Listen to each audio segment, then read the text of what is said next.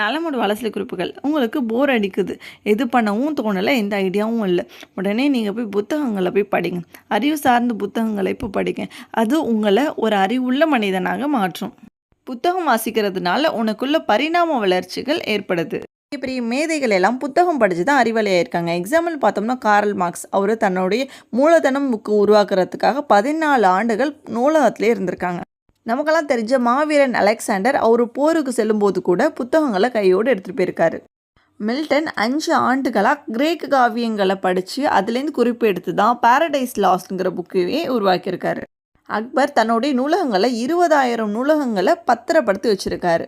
Isaac Newton தன்னுடைய இளமை காலத்தில் மாடு மேய்க்க போகும்போது மாடு மேய்ஞ்சிட்டு இருக்கும்போது அவர் புத்தகங்களை எடுத்து படிக்க ஆரம்பிச்சிருக்காரு.